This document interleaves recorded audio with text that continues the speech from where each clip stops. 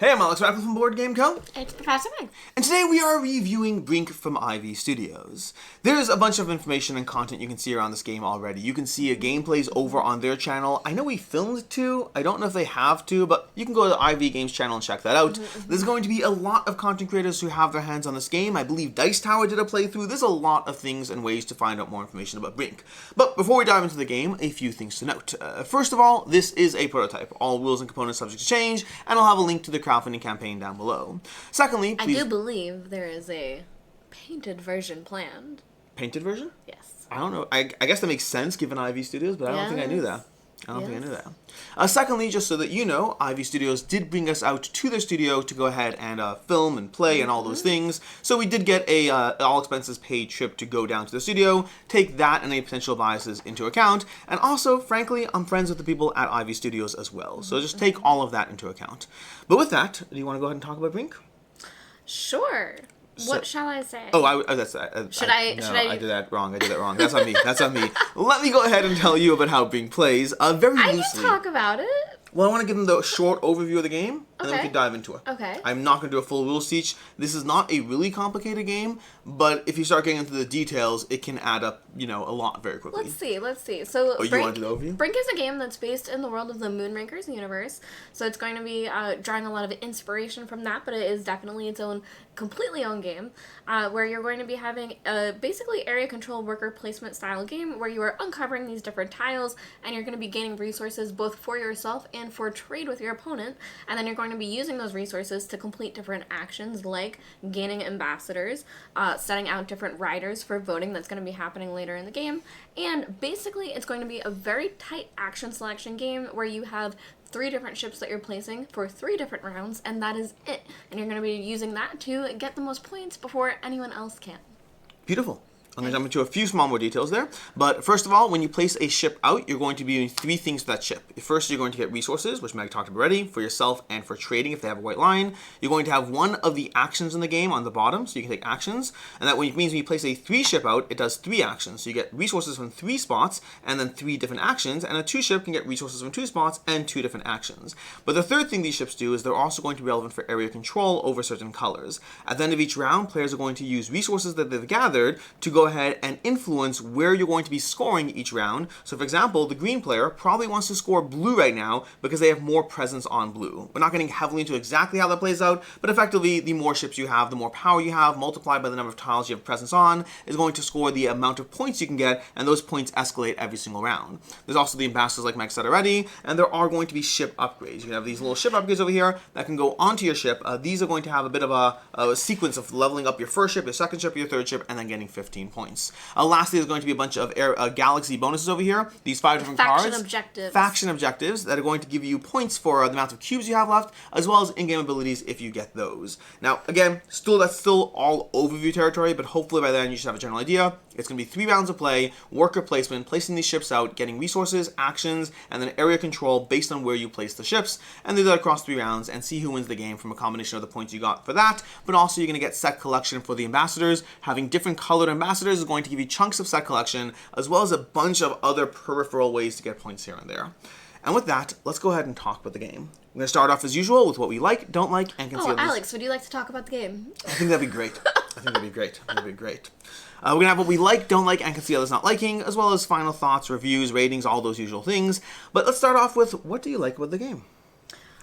So for me, I think that I very much enjoy when you know exactly how long a game will be in, when it's going to end, and that kind of thing. So with Brink, it is only 3 turns, 3 placements, and 3 rounds, so therefore 9 placements, but it is a little bit more actions than that because you do have your different size ships, and depending on the size of the ship, that's how many actions you'll be able to take with it. So there is definitely a little bit of extra actions that you'll be able to gain, especially with action cards that let you do specific things and triggering things, as well as your ambassadors. They'll let you take extra actions depending on the resources that you have if you're able to spend them for stuff. So there is that, but I do really enjoy when a game is very tight, that you know exactly how much game there is, and you can kind of watch how much everyone has left, what ships they haven't placed, and things like that. That I think it really then comes down to strategy. Yeah, I'm going to dance back and forth in terms of things we like, taking turns and different stuff, but I'll say that, to begin with, I really enjoy the negotiation element that the game provides, almost that Catan-like trading of gathering resources and then using them to negotiate with other players. There's a term for it, do you remember the term? There's like I can't remember. There's a term for like the resources in front of you. Your offering, your tribute. Oh, sorry, yeah. You know no, I don't know. I don't know. I was like, what is he asking? I know what you're asking. There's a term for the resources that go in front of you, but you're going to be gathering resources, placing them in your little tray, and the tricky part is the resources you gather that need to be traded. They need to be traded. They are resources that go to you, but you have to use them to trade with other players. If you don't trade them by the end of your turn, not the round, by the end of your turn, then you lose those resources, which pushes... So I think just a good example, because it can be a little tricky, but this exact placement here, the green player would get 3 orange cubes, and those would go to their personal supply, that they would be able to spend those 3 orange for whatever they wanted. But these purple ones, because they're in that white box, it would go out here to the front, that you can never gain these to yourself. You would have to trade them out for something else. Now, you can get really tricky with that. You can definitely have some fun trades, like on top of, if you have the 2 purple and no one has what you want, you can say, I'll trade you both purple to get 1 back, meaning we both get a purple from it. So there's definitely a lot of things. Or you can say, I'll trade you this color if you use it for voting, which they are not beholden to, but you can certainly hope that they do. Yeah, there's a lot of small things you can do with them, but the fact that you have to trade them or lose them, to me, is the thing that really pushes trading in this game, because when you have those cubes in front of you, you don't want to lose the opportunity, but other players, to a certain extent, they almost have an edge over you, because you're going to lose those purple resources. Purples, by the way, are wild in the game, which makes them really helpful, but if Meg's going to lose the purple resources, she's incentivized to give them away, which is where I come in and I say, I'll give you 1 purple for 2 purples, which sounds great for me, but not as great for her, but that's when other players can start getting in on that, because players are kind of fighting against each other to figure out that race to the bottom. Oh, a purple for 2 purples? Forget that, I'll give you a purple and a blue for 2 purples, and selling that trade is much more compelling. So there's an urgency on Meg's end of incentivizing the fact that she's going to want to trade them, but then the other players do a race to the bottom to make sure no one player is getting too much of a benefit from the trading, which really produces a strong marketplace. And the nice thing as well on top of that is it's a marketplace that also operates as a catch-up mechanic against anyone who seems to be in the lead, because effectively as the game progresses, you're less interested in making trades with the person who seems to be winning, so you're more likely to say, oh, you're offering me a purple and a blue, but you're winning, I'll just do the purple with 2 purple. So it makes this constantly evolving market based around the urgency, based around the players, and based around the game state that functions really well in the game. I really enjoyed the trading mechanism, and trading's always a tricky thing to get right in games. See, for me, I'll put a pin there. We'll put a pin there. But another thing that I really enjoyed was watching what was getting voted toward the end as well. Something that will get important throughout the game is you'll get to see who's voting toward what, and depending on if certain colors win multiple times, they're also worth cubes at the end of the game. So you can kind of anticipate not just what's winning, but holding on to those cubes at the end, because I think that's something that not a lot of players realize to do. But holding on to those cubes, knowing that they're going to get voted into high scoring, is also really strong. Yeah, and to lean off of that, I'd say that I like the fact that you can kind of watch how the game state is unfolding. Looking at where players have their ships and what they are almost certainly voting towards really gives you a bit of an opportunity to figure out how you want to place your own ships out. Because if I'm sitting there and I'm the only player leaning into blue when everyone else is on different areas of the galaxy, I either better be sure that I can make blue win, or alternatively, I'm just not going to be scoring points that round. And the ability to play off of other players, which works in different ways as you play through the game, but that's another thing that where you want to be mindful of the scoring position of where people are in the game, so that no one player is getting too far ahead, or that, if you're the one who's further ahead, players will vote against you and push against you. If you're a little further behind, people are not as worried about giving you those extra points. And so it's a thing that again evolves around the current scoring of the game, but also just around the positioning of the galaxy to try to figure out not just which combination of cubes and actions are going to give you what you want, but which ones are going to help you score points and which ones are more achievable because you're not fighting against all the other players. One other thing that we didn't talk about, which I think was very strong if you're able to do it, is not only the ambassadors, which give you these extra abilities, but there's set collection scoring at the end of the game depending on what colors you've collected for the ambassadors. So the purple are wild, so that's kind of extra, but there are 4 other colors, 5 colors? There's 5 colors, there's 4 colors plus purple. Right. So you can see here on the board the collection, but if you have 4 different colors, you'll get 18 points at the end of the game, and you can do that multiple times, so you would need need, say, 8 cards of sets of 4 and 4, but you can stack those points. And I just think that can be really strong because they're giving you these abilities throughout the game that you can chain that can make you better and better. Yep. And then on top of that, you just get a whole chunk of points at the end of the game as well. Which is a good time to talk about upgrading a ship as well, because in the game, you can upgrade your ship in one of 2 pathways. You're going to be slowly moving up a chart, paying into them. You basically, whenever you go to a red spot, you upgrade a ship. Also, certain cards are going to give you the ability to trade in those action cards and upgrade your ship. But when you do so, you're going to be slowly moving up the ranks, possibly getting 15 points at the end of the game, but slowly upgrading each of your 3 ships. And the way you can do that is, option 1 is to double the cube collection. So if we take this over here, and we put it on top of this ship right now is going to get double the cubes when you upgrade it, as well as retroactively. So right now, if you were to upgrade mid-round, you would then take those right away and get those cubes to either barter with or take behind your screen. So doubling your cube collection, if you really want to focus on the resource economy of the game, you have the option to do so. But you also have the option to focus on your power. Taking one of these rockets over here, these things over here, are going to give you greater power, and that operates in a few ways. The first is that when you're scoring at the end of the round, this ship effectively is counted as having another power, so it's going to increase the scoring multiplier with whatever faction is winning in terms of the scoring potential. So that's going to be a way of getting points there. But it's also helpful in reducing the cost of ambassadors. Ambassadors have a cost equal to their color, but discounted by the amount of power you have around the various planets of that color, which means when you have more power on a ship, when you mount that rock or whatever, it gives you an additional discount. So leaning into the power is going to help you get points, it's going to help you get the ambassadors, which can chain further there, as well as the faction objectives, you also have a similar discount. So there's a lot of reasons and incentives to upgrade your ships in different ways, but going to what Meg said up in the ambassadors, you can go ahead and upgrade your ship to get power, which will give you points in general. It'll give you a discount on ambassadors, you'll have the abilities of ambassadors, and then you'll actually have the ambassador endgame scoring as well. It's a lot of things to get while you try to figure out your pathway forward in the game. Anything else for you? A bunch of small things. So. Yeah, so, in general, I think there are a lot of things that I don't point out about games, but I do really like the design of it. I even like certain things where the board has like a raised, gloss for like the edges and stuff, so it makes it very easy like for catching light from when you're far away. Small things like that, but... Yeah, the faction objectives are going to give you another thing to go for. Each of these comes with a strong ability, and they're all going to help both in terms of endgame scoring as well as an in-game ability. Setting yourself up for the right positioning over there is fun.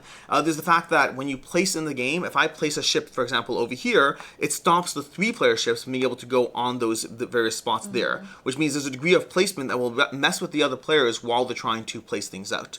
But I think overall that really encapsulates most of the things I'm talking about here. I think one thing I haven't really fully leaned into as far as how much I enjoy it is the tension point between deciding which cubes are right for you, which actions are right for you, and which area control is right for you. Because you're trying to find the spots that lean into the perfect combination of all of those things. And then sometimes you can have your cake and eat it too, because sometimes for the level 1 and level 2 ship, depending on what abilities, cards, or things you have, you may even have the ability to move those as well. Which means you can place them for the placement bonuses, and then move them later for the area control, or even just the blocking potential of those. And so I really like when you do have those moments when you can have your cake and eat it too. Get both of the things you want without feeling the need to compromise on any one particular thing. I think that's mostly it as far as covering the general things I like. Want to move into things you don't like? Yeah, I would say, wrapping up what you said, it is just very tight action selection. You do only have that many actions that 18 every actions single choice is a really big choice. And another thing to say for that is, with the different size ships, it really is a big decision of, because I think we've shown it, but we haven't really shown it, that if you were to explore, say, for example, here with your 2 ship, you would then uncover a new tile. So you uncover adjacent. If you're using your little guy, you can just go to somewhere, next, but you can't go that far out. But you could go 1 out. So also using that to decide, should I uncover a new tile that has an action that I don't even know what it's going to be, or bank on what you have. And also when you're using your bigger ships, you can use them to uncover 2 tiles at once. So that's just another layer of deciding if you want to uncover 2 different, that would be great. This tile over here is going to be double. It gives you no action, but double a blue tile. Yeah, so right now I would have 3 blue power and 1 yellow power if I uncovered that. So I do think that there is, a very tight choice as well with the different pieces, which one you place when, what you let other people uncover, and then what you build off of. Yeah. Yeah. Anything you don't like? I only have 2 things. I think for me, I wasn't as in love with the bartering. I think this is the first game I've done so well with bartering. I think every single time I play it really well, so maybe it's just that. But for me, I do wish for certain resources. I think because I played the purple player and you need purple to upgrade on your thing, that I wanted more of a regular way to at least somehow get certain things. And it really is tricky that you have to gain things to trade with other people, and it can be frustrating. I would say that. I think for me, it works great. I wouldn't take it out of the game or anything like that, but for me, it wasn't the favorite thing of the game. Yeah, for me, there's two small things. The first one, the smaller one, is I don't love the rider action. There's 5 core actions in the game. There's going to be upgrading a ship. There's going to be, actually, I think 4 core actions. There's upgrading a ship, gathering ambassadors. There's going to be these action cards over here, and then there's going to be the rider action. The rider action effectively gathers a card, which can affect the way endgame scoring kind of happens, or your abilities in end round scoring. So you have the option to mess with people in different ways. And I think the problem with the rider action for me is sometimes it can be really helpful and impactful, but just as often I just didn't feel rewarded enough by the action. So I'd say I almost always only took that action if enough other things were in play that I cared about why I'm going there. I never sought out that action as a, you know what, this is the thing I want to do. It was more like, hey, I really want these cubes in this spot. I can live with the rider action. And sometimes it was totally worth it. I'm not saying it's a bad action. It just was less satisfying to me personally.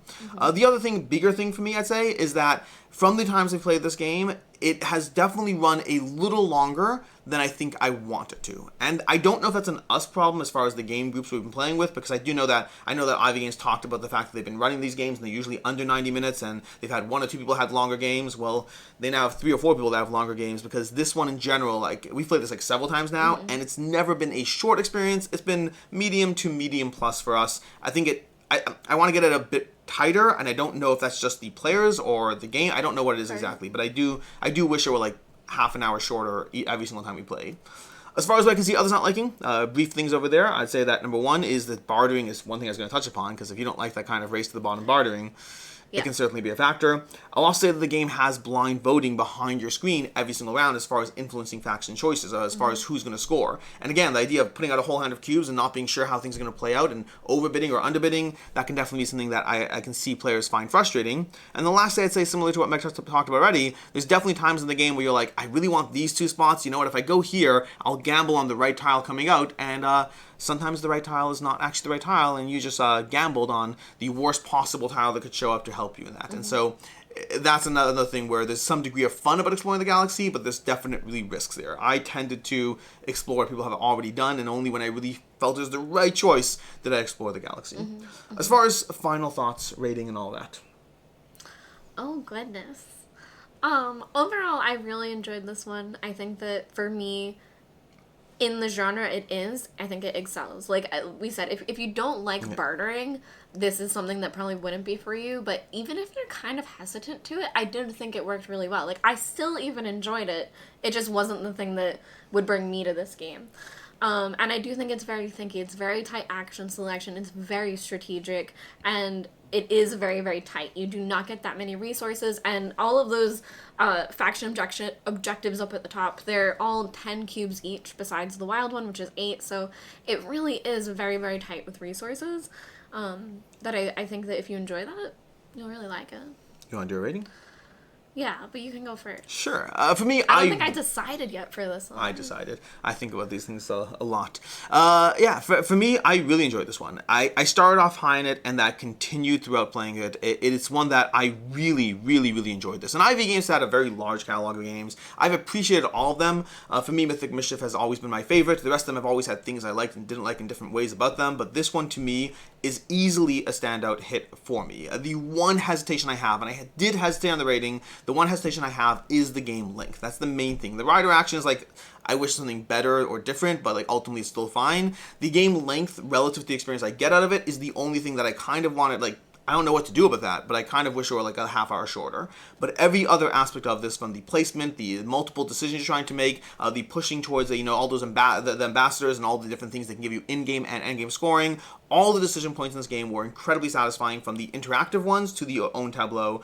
For me, this is going to be a 5 out of 5. I debated on the 4.5 because of the game length, but I realized, I think part of what clinched it for me is we were talking about whether to do another gameplay to go ahead and possibly film a gameplay. I don't know if we were going to, but I was like, yeah, absolutely. I'm happy to jump. Like I'm still just as excited to continue to dive into this one, and as long as that remains true, this is going to be a 5 out of 5 for me. I really enjoyed this one. I don't yet know if it eclipses Mythic Mischief for me. I need more time in that one. I don't think it will, but it's definitely it's either my favorite or my second favorite IV Games game. That much I can tell you for sure. As far as you have you. Well, okay, so I felt like I was gonna feel a little crazy, so I'm glad you went first, and then just said a 5. I'm gonna give it a 4.5. For me, that's because it's my personal rating and not not the game itself, but how I personally interact with it. And I think for me, I just get more excited by games with more.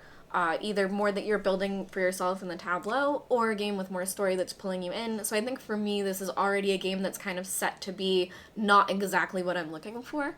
But that being said, I do really love the strategy of it, the tight action selection, that for me, the thing that I was thinking about, I was between a 4 and a 4.5 for me.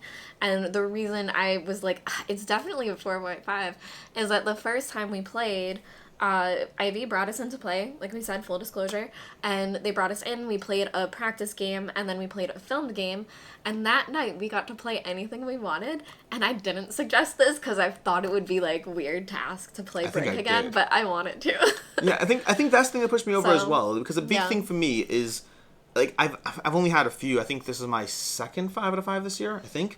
But I think for me, a big part of it is, do I always want to play the game? That's very much a thing. And as soon as it shifts to a drop pheasantry, I'm not in the mood, I'm not sure, that's when I drop it down a notch. And for me, the realization that I'm still just as interested and excited to dive into this is why it's at where it's at. As far as other game recommendations, do you have any of those? Oh. I have some prep. Yeah, I'll go next. First of all, I'll start with if you enjoy this game, I'd say that it actually feels very similar to Fractured Sky from IV Games. For me, Fractured Sky was good. This feels very similar, and this feels great, but there's definitely overlap. I think if you've enjoyed Fractured Sky, it kind of builds on what you said about the interaction element. There's a lot of trying to think about what you do as far as your own economy. It has a similar idea as Fractured Sky has like the marketplaces and the towers, and this one has the resource gathering and the rocket ships. It really feels, I don't even know if IV Games like did this intentionally or not, but it kind of feels like they built on a lot of the core things that made Fractured Sky, but the actual end result to me is much, much more compelling. But if you do like Fractured Sky, it's worth checking this out, and if you do enjoy this, it's probably worth checking Fractured Sky out as well. I bet these. Uh-oh. Excuse me while we I'm gonna make it off. briefly talk. No, it's gonna be gone. I don't know if I have more recommendations than this, but this does remind me vibe-wise a lot of Dune Imperium, where it's like very tight point. Well, this isn't tight points, this is a lot of points, but like where it's like less rounds. And then I was also thinking where you're trying to get the different like faction bonuses, and you're trying to like go up and gain that, where this you're trying to like race for those instead. And also where you can lock people out of different places, that in Dune you can definitely, when you want to place someone somewhere, you can already be blocked out of it, where the same exact thing was happening here. I really enjoyed the blocking. Yeah. The fact that I can go somewhere else and block you, I thought that was a nice little twist. Yeah. In any case, until next time, I'm Alex Radcliffe from Board Game Co. I'm Professor Meg. And have a good one. Bye.